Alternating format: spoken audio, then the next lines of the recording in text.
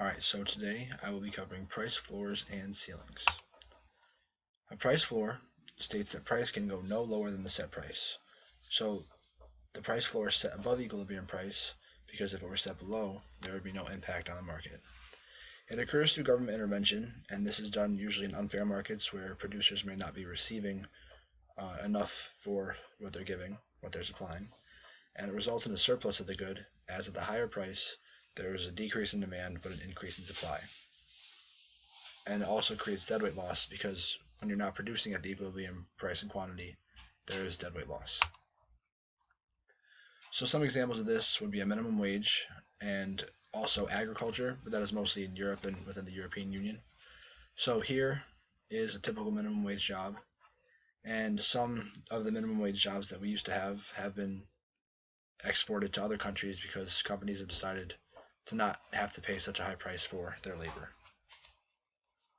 So this is a price floor graph, and let's say that this is for labor supply and demand, and here is the equilibrium price and quantity at $2, and here is the price floor, and that would be the minimum wage, while you see that the demand for labor is only at this level. It has decreased from equilibrium, while the quantity supplied has increased at the higher price. So this is going to create a surplus as well as deadweight loss, since there will be a lot more workers than there are jobs for them. And then a price ceiling states that price can go no higher than the set price. So a price ceiling sets the price below equilibrium price, because if it were set above, there wouldn't be an impact on the market.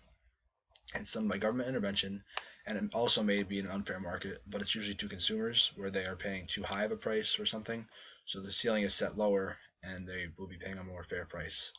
It'll result in a shortage because producers will produce less of a good if it's at a lower price, while consumers will demand more.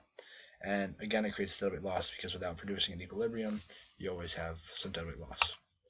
So some examples of this would be rent control. They attempted one on gas, but it didn't work out because the demand became too high. And then there's a wage ceiling in the Victorian Football League, so players can't be paid above a certain amount.